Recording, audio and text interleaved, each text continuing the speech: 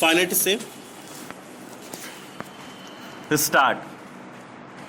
Let me begin by saying that I consider your conference a valuable opportunity to interact with the leaders of the police, intelligence, and security agencies on vital issues relating to internal security. I hope you have been having discussion which will enhance and deepen our understanding of internal security matters and will also lead to a consensus on what needs to be done to strengthen the country's internal security. I very much look forward to concrete, implementable recommendations emerging out of your deliberations on this very important subject. I congratulate all those officers who have been presented with the President's Police Medal for distinguished and meritorious service, and I wish them greater success in the years to come.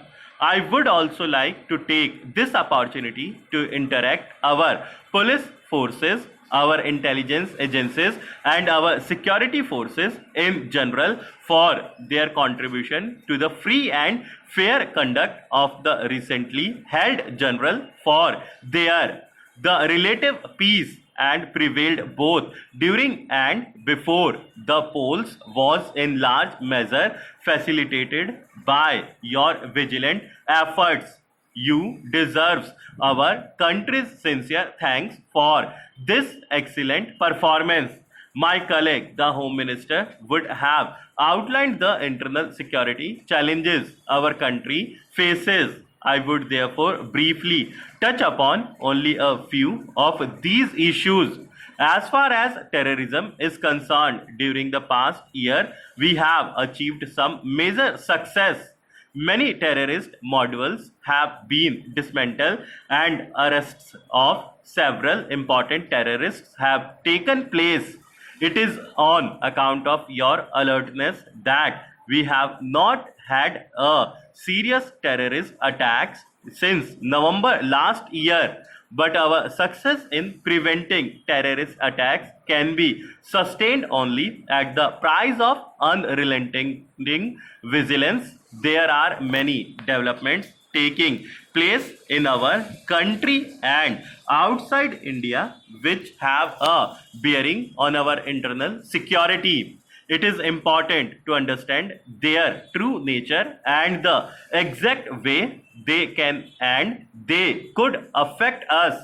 We also need to understand better why many more local youth are being induced into participating in terrorist activities and how they are being recruited, indoctrinated, and trained. The factors that cause social disharmony and alienation should be clearly known so that we can work to eliminate them. I urge you to pay particular attention to these aspects.